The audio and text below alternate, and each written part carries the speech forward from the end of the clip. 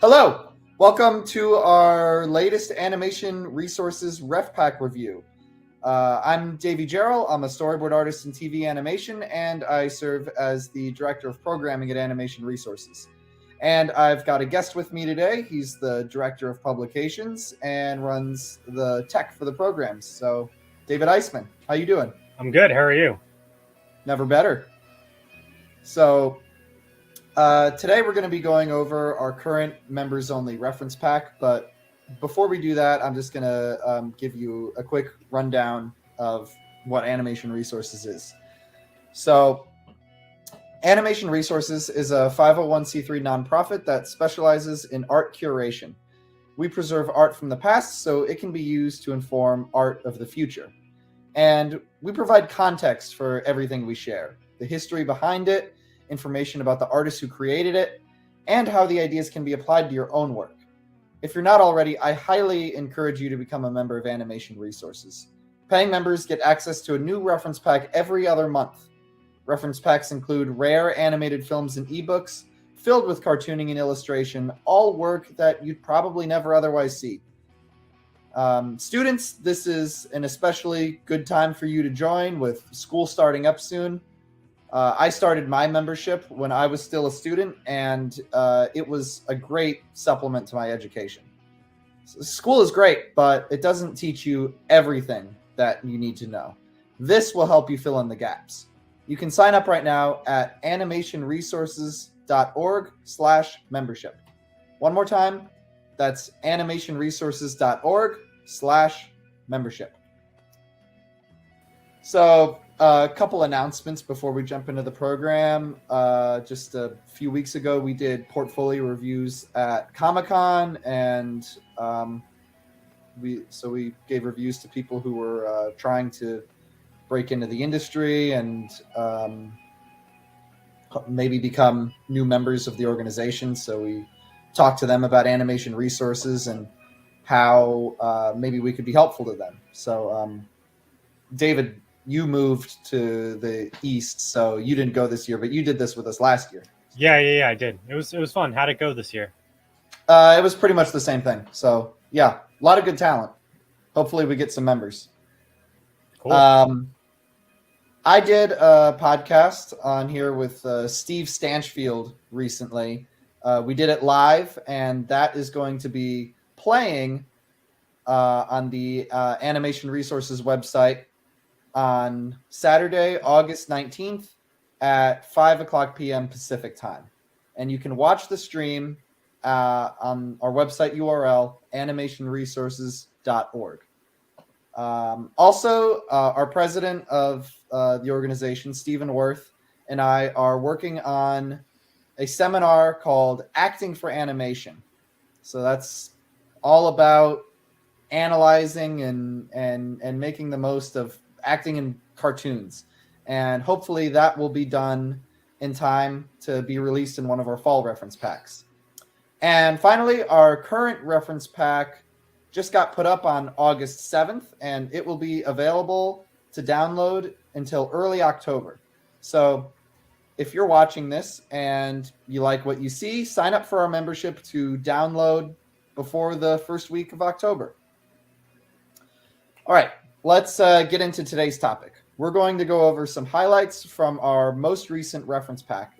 This reference pack is number 53, and it's an absolute treasure. So this reference pack has an ebook featuring pages from Hokusai's legendary sketchbook, Hokusai Manga. 2 shorts from the greatest puppet animator of all time, animated films from Russia, Germany, Poland, and Japan, and a musical art film called The Orchestra. And it also has, like in all of our reference packs, curated breakdowns of animated filmmaking techniques and a new episode of our podcast series, Animated Discussions. So let's start off with the ebook. It's a compilation of pages from Hokusai's manga. Many people consider Hokusai to be the greatest artist Japan ever produced. He published volumes of manga and this is volume number 2 from 1814. And manga at that time meant random drawings. So Hokusai was always out in the world sketching. He would draw everything he saw. So these studies would be arranged into books that he would refer to when designing a woodblock print. And then he would share these books with his students so they could copy his master drawings. So we share volume 1 of Hokusai manga in a previous reference pack. So this is volume 2. And I mean, I gotta be like among the greatest draftsmen in history. Oh yeah, that's not even, you can't even doubt that. Yeah, I don't know who's better. And these studies are, you know, you can tell that he was out in the world doing these. Mm-hmm. And there's so much variety in textures and the way he renders. Like that water, they're very simple, but that water reads as water, and the leaves and the trees, it's so clear. His texturing is amazing. His line work, great line efficiency. Like if there's no, excuse me, there's no lines that don't need to be there. No, it's great economy of line, and the compositions are also. I mean, these are just studies, but the compositions are still really pleasing. Oh, yeah, what the is texturing this? in that. I don't know. I feel like he was taking some liberties with this one for sure. A lot of drawings like these, where they're like drawing animals, are they heard about the animal from someone else. That's why like drawings of like elephants in the Renaissance period are like just whack as hell. No one actually. Oh, because they don't actually see. Yeah. I think Hokusai also just liked to put human eyes and expressions on his animal studies. Mm-hmm. You see that a lot, and I assume he was just doing that for fun. I love just a natural the rendering of fur and hair, and I love how you can see where it sprouts, like here. Yeah, it's like you can tell the direction that the fur's going in, and you can tell which way you're petting it if you're going against the fur or with the fur. Mm-hmm. It's like it's visceral. It's really impressive rendering. So yeah, download the reference pack for just that alone, I say. But definitely, luckily, we have so much other stuff too. Next is a video section featuring 2 shorts from 1932. L'œil du dragon. Say it in French. L'œil du dragon. Yeah, there you go. Okay. And Amour blanc et noir. I took French in middle school, so my pronunciation is pretty good. These were made by Ladislas Starevich, who was probably the greatest puppet animator of all time. So this first one is L'œil du dragon, and the story is supposedly based on a Chinese legend. The character designs are really, really fun. I mean, anything with dragons is going to lend itself well to fun design. I like how the outline on the very end of this puppet creates contrast with the background, because they're the same color. And if this white, you see what I'm talking about? This ridge line? Yeah. If it wasn't there, like I think it would blend in, but I don't actually know what the background is, but whatever the background is. Yeah, that is impressive how it stands out clearly, even though it is the same colors. Mm-hmm. I guess it is in the outline. Also, the expression on this guy is great. Yeah. Oh. Yeah. It's look at the silhouette on him. The lighting is really good. Mm-hmm. Everything behind him is dark, and then he really stands out. And yeah, it's a great silhouette in that pose. Mm-hmm. I don't know what that is. the T pose, not a T pose, but Almost. And this one is Amour Blanc et Noir. This one imitates American slapstick comedies, like so much that they made that one puppet look like Charlie Chaplin. And yeah, just a warning that there are some outdated and unpleasant stereotypes in this, and these are wrong and offensive. But I hope you can look past and still learn from the good that this short has to offer. The animation, from an animation standpoint, it's incredibly nuanced, and the acting is really good, and especially for puppets. is this one of these racist stereotypes we were referring to? Yes. Yeah, not okay, Not okay. but that's not what we're. That's not why we're showing this. That's just an unfortunate.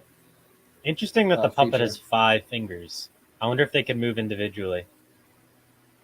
Probably not. Puppets usually have 4 fingers like cartoon characters? I don't know. Yeah, next we have our international section. We have cartoons from Germany, Russia, and Poland in here. The first one is Poor Hans. It's from Germany in 1943. And this cartoon was part of the World War II German propaganda machine. It's about a canary who escapes his cage and suffers great hardship in the real world, finally, at the end, returning to safety and security in his home. That's that's definitely propaganda. I cannot read the face on this bird, the left bird. I don't know where it starts. Is this its mouth? Are you talking about the one that's like This bird right Yeah, here? yeah, yeah. I can't Okay, yeah. understand how this face works. Is this hair? Yeah. You're confused about the mouth? It looks like Yeah, it's no. just Is a this the little mouth? smile. These are the 2 eyes, and this is the hair. Yes. Okay, Yes. it just looks really weird because she doesn't have a beak. Like Oh, I see why you're confused, because that almost looks like a beak. yeah, Yeah. that's that. Yeah. This looks like a beak to me. I didn't see it that way, but now it's hard to unsee it. No, it's definitely the top of her head. Hmm. Not necessarily bad. Just I mean, I'm sure in context, like seeing it in motion, you're not. in motion is probably not confusing. Yeah.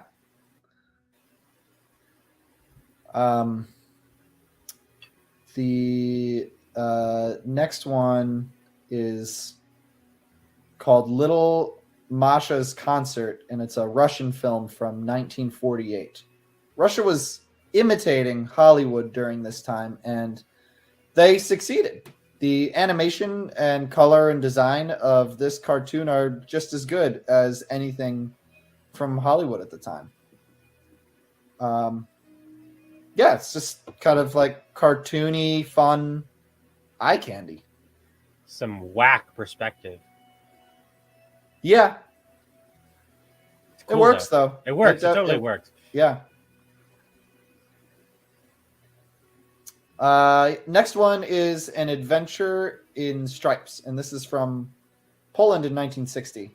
Love the designs in this one. It's a story about discrimination. The striped elephant is discriminated against by the solid colored elephants, and we learn that differences in race are only skin deep. So those are the solid colored elephants. Love the expressions. Each so telling. Like you can really feel it. Yeah, and the poses too. It all works together because they're similar poses, and they're similar, but they're like the tilt in the head makes a big difference, and what the trunk is doing. I also like how these heads aren't at the same height, so it creates like a nice kind of S curve. It does, doesn't it? Yeah, good animators will put S curves in wherever as many they places can. as they can. Just put them everywhere. It just makes things like subconsciously appealing. Because straight lines are kind of lame. Yeah, unless they're like used to like contrast a more like fluid and organic shape. Like it works really well in that. Another Just You Wait. Yeah, this one is Just You Wait is a Russian cartoon from 1973. This one is episode 6. And there's very little dialogue in these cartoons, if you remember from previous reference packs. It's like Tom and Jerry and Roadrunner and Coyote. It's mostly visual gags. And in 2014, Just You Wait was voted the most popular cartoon series in Russia of all time.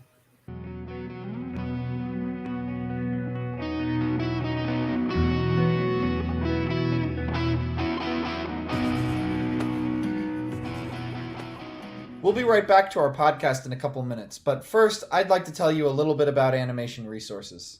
Animation Resources serves as the perfect bridge between being a student and being a professional. Here's how it helped me when I was a student. I first discovered Animation Resources when I was studying animation at USC. I thought I knew all about what it took to be a professional animator. I mean, I was getting good grades. That was enough, right? Well, when I first met Stephen Worth, he pointed out to me the obvious error in my train of thought, that most animation students are not industry ready when they graduate, despite how well they do in school. Now, I learned a lot in school, but it definitely doesn't teach you everything you need to know to be a professional. So here's how Animation Resources bridged the gap from being a student to being a professional. In school, I learned the mechanics of animation and drawing. I learned how to use some programs, but the part that was missing was how to be creative. Now, being creative, or learning to think like an artist, is the key to longevity in animation. Art styles come and go, the programs we use are always changing, but the need to be creative is constant. Animation Resources gave me a much broader frame of reference and showed me just how important that it is to keep growing as an artist. Now I'm a professional, and Animation Resources is still useful to me as a professional. I work primarily as a storyboard artist in TV animation. I've worked on Teen Titans Go, The Patrick Star Show, Monster High, Baby Shark's Big Show, Dinosaur Train, and many others. And Animation Resources is still informing me and helping me to be more creative in my work. As a professional artist, you really can't stand still. You have to be constantly learning and growing to remain competitive and to be able to handle new challenges. Animation Resources reference packs are full of new ideas and inspiration, material that I didn't know existed. It's all stuff you need to know about that you didn't even know you needed. Every time I open a reference pack, I'm introduced to a whole new world. I archive them on a hard drive on my computer and use them as a reference library. When I come across something at work that I'm not quite sure how to approach, I'll think of something I saw months previous in a reference pack and I'll refer back to it, and it'll give me new ideas on how to move forward. This isn't just material that's useful for a month or two. This is a reference library that I'm building that I will use for the rest of my life. So here are the benefits of membership for Animation Resources. Every other month, you will receive access to a brand new downloadable reference pack. Here's what's in a reference pack. Informative articles on animation history and technique, like how Chuck Jones and the Golden Age animators used musical timing on bar sheets, the influence of sports cartoonist Leo Amelia, and the history of the 53 stations of the Tokaido Road. You also get high-resolution ebooks on cartooning, animation, and illustration. These include drawing courses like the one by Eugene Zimmerman and treasures of Japanese cartooning like Hokusai's manga. You also get rare animated feature films from China, Russia, and Japan, rarely seen industrial films by John Sutherland Studios, silent films, documentaries on filmmaking, and a podcast series called Animated Discussions. Podcast episodes cover a variety of subjects like how animators can learn from live action and the history of cartooning in both the East and the West. And it features interviews with well-known professionals like Craig Bartlett and Joe Murray. So, here's how to use these reference packs. When a lot of people first look at the content of a reference pack, they don't know what to think. It looks so far removed from anything they do or understand that they don't see how it's relevant. If it's not Chuck Jones or Milt Kahl or Miyazaki, they don't know what to do with it. But the fact that it looks new or different, that it's something they've never seen before, is exactly the point. Just because you can't find an immediate practical purpose for this material doesn't mean it isn't useful. The material is meant to be taken in slowly over time. Our goal is to share material with you that you didn't already know about. I know it's more comfortable to look at things you're already familiar with so you feel like you have a grasp on the subject, but creativity is an uncomfortable process. You have to think outside the box and push yourself to do things you've never done before. If you don't, you run the risk of sliding back into formulas. Learning to be creative is no different. You have to forcibly break old habits, open your eyes to the world, and glean inspiration from new sources. The broader your frame of reference, the wider your creative scope. New things should really excite you because they encourage new ways of thinking and inspire new things you can create. So, the purpose of these reference packs is not to go through them once and never look at them again. There's way too much to take in at once. They're meant to be stored on a hard drive so you can refer back to them as needed throughout your artistic career. So, there are 3 levels for an Animation Resources membership. The general membership, which is only $95 per year. Then there's the student membership, which is for students and full-time educators, and that's only $70 per year. And the third membership level is the quarterly membership, where you're billed just $30 every 3 months. And that's not all. For both the student and general membership, with every new reference pack, you also receive a bonus reference pack, which is a rerun of an old reference pack. This means you get double the amount of reference packs. 12 instead of just 6. And for the quarterly membership, you get access to everything except the bonus reference pack. So if you're not sure about committing to an annual membership, it's a good place to start out to see what you think. After looking at a couple reference packs, though, I think you'll see that the general membership will be well worth it, and we'll be happy to upgrade your membership anytime. What's really unique about Animation Resources is that it curates for you. All the content we provide is handpicked by our outstanding advisory board. Ralph Bakshi, Sherm Cohen, Steve Stanchfield, JJ Settlemeyer, and other seasoned pros. They've shared material from their personal reference libraries, things they have found useful throughout their careers, and it's all expertly curated by Stephen Worth and our board. We sort through all the material and present it organized in a way that you can absorb it and use it in your own creative work. I mean, just look at this podcast. Can you think of anywhere else where you can find information organized for you like this? All of our content is specifically targeted at animators, cartoonists, and illustrators like you. And the best part is you'll be supporting a 501c3 nonprofit organization that is run by artists for artists. I don't know how long it would have taken me to get my first job without this organization. You can join right now at animationresources.org/membership. Again, that's animationresources.org/membership. If you're a creative person, you should definitely be a member of Animation Resources. Jumping back into our reference pack, next is our anime section. This time we're featuring 2 episodes from 2 different series. Episode 2 from Fighta Pewda and Episode 4 from Space Ace. So this first one is Fighta Pewda. The series came out in 1968, which is 2 years after Ralph Bakshi's Mighty Heroes cartoon from Terry Toons. And the inspiration from the show is obvious. It's almost unlike any other anime ever. It's all very wacky, kind of like what 90s Hollywood cartoons would become, like Animaniacs. And this is from the late 60s. Mm-hmm.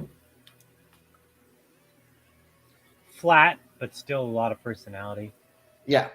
Good, fun poses. I definitely see the Animaniac stuff, but also that and early anime version of Hollywood. It's still distinct. It's like it doesn't have all the drawing principles behind it, but it has the essence of fun. Yeah, it's very fun.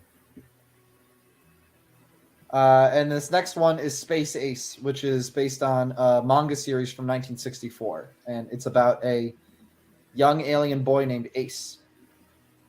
So that's a pretty cute design. These are all very cute designs. Is this his tongue? Oh boy. Is that like a I uvula? I don't think that's his tongue. That must be, like, is that what that's called in the back of your throat? Your uvula, yeah. Yeah, but for some reason his tongue is like attached to it, and there's no line Yeah, separating it's it. kind of weird. I mean, like, it's not like they're putting their heart and soul into each individual frame. No, They're just it trying to might get be the point just across. like the cleanup artist or Mm, inker just kind of mindlessly like tracing the lines without realizing what they're drawing. yeah, Looks like a mistake. that looks like a mistake. Um, that's an interesting mouth shape. Now you got me I looking at mouths. I like the cheek coming in here, making it a deformed shape. Mm-hmm. Got that classic bean head. Remember how Yeah, everyone was making fun of cartoons in the 2012s for being all bean heads? yeah, and this is 50 years before that. Yeah. Yeah. The next thing here is an analysis of hand articulation in animation, and David did this analysis. So take it away. So I was just gonna start it. I was gonna watch the video because Pez had a really good idea last time, which is to show the video. Yeah. So let me show it.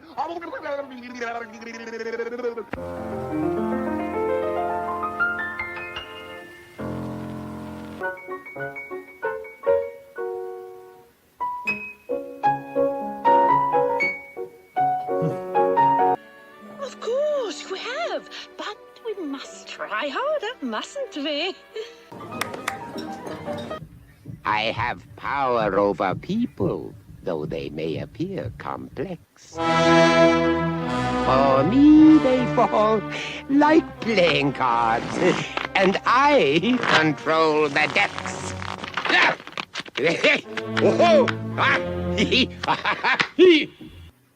And the hands in that last clip just won't quit. They will not. Oh no. There we go. One sec. So, like, I think I got good clips, but personally, this article is not my favorite.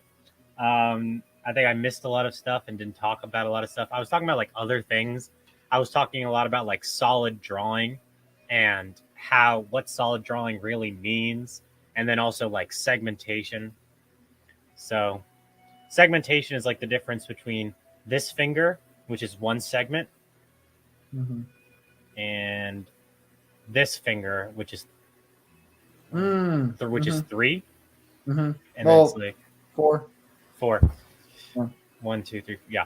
And then versus this one, which is more like operates as 2, 1, Mhm. 2. So I talk about segmentation, and then I also talk about exaggeration. The difference between this clip and this clip is that the fingers go nuts, like in such a way that Steve made a really good point. They feel like creatures. Like it doesn't feel like, look at that. Like that's not how hands operate. No. Like it's just wild. But compare that to probably the best clip here, which is the Rescuers clip. Like the fingers are so simple and they point to what the action here creates a really nice pointer. Steve pointed that out. Yeah. Then this one's really good. It just happens to be a little short. This is probably the most anatomically accurate movement of any hand. I personally like this clip the best. Those the way the way those hands are drawn are just, to me, are the most appealing. Steve really liked this clip. I didn't like it because I felt like there's no segmentation on the fingers and they feel kind of like they're going everywhere. But Steve had a really good point that it actually feels like he's playing the piano. Oh yeah, I think when with that kind of action, the lack of segmentation works. Yeah. And then Steve was probably like, they probably had someone who could play the piano and then they filmed him. And this doesn't look like Roto, but it's definitely from reference. Yeah. I like this one because it's simple, but I like the interaction with the fingers and the mouth. I like the line work. Yeah, that's Goofy great. went crazy after smoking one cigarette. Oh yeah. And then this one I really like specifically because of this effect. This one's Yeah, funny great. because let me remove the RefPack review for a second. The finger comes flat at the very end. This isn't solid. This whole structure isn't solid compared to the rest of the hand, which is. Like, perspective-wise, this doesn't make sense. But it doesn't matter because it happens so fast. It happens fast, and it's funny. Yeah, it's very funny. Yeah, how do piano players like play so many things at once? Yes, they. That's Yeah, okay, that's it, pretty much. cool. Thank you. Yeah, that was great. I enjoyed the article, of course, but Thank you. It's nice hearing your commentary on it. Next in the reference pack is our sidetrack section, and this time we feature a musical. Best way I can describe it is an art film from 1990 called The Orchestra, and also along with it a documentary on the making of the film. So instead of using drawings or puppets or CG models, this film uses live actors and along with motion controlled video cameras and blue screens and green screens. The short documentary on the making of the film reveals the tricks that the filmmaker used and also puts a spotlight on the amazing flow of his creativity. This lady's expression is killing me. It's kind of like the tango from previous reference pack. Oh, that's a good one. Real people as cartoons. It's pretty cool. Very interesting. That's a great one. Yeah. I love the background. The set design is really interesting too. And next we have a new episode of our animated podcast series, Animated Discussions, and this one is an interview with Steve Stanchfield. Steve is an award-winning character animator, animation director, educator, and animation historian, in addition to serving on the advisory board of Animation Resources. He's worked for a lot of the major animation studios on various TV shows, commercials, educational programming, short films, interactive games, and feature animation. And he currently teaches at the College for Creative Studies in Detroit. Download this podcast and listen to Steve talk all about animation history and the art of film restoration in the latest episode of Animated Discussions. And reminder, Steve Stanchfield's podcast that we recorded is also playing live Saturday, August 19th at 5 p.m. Pacific time. You can watch this stream on our website at animationresources.org. And you'll have until the first week of October to download this reference pack. So if you're not a member, sign up and download all this great stuff while you still can. Thank you so much, David, for joining me and for making this run smoothly. Of course. Thank you. And also thank you to everyone who's watching, and a huge special thanks to all of our members. Without you, none of this would be possible. And don't forget, if you're not already, I highly recommend becoming a member of Animation Resources with the bi-monthly reference packs curated by our board, the bonus archive, and the podcasts. You'll have a great start at building a personal library of reference material that will serve you for your entire artistic career. And it's a huge bargain. It's only $70 per year if you're a student or educator, and $95 per year for the general membership. There's also a quarterly membership, which is $30 every 3 months. You can sign up right now at animationresources.org/membership. One more time, that's animationresources.org/membership.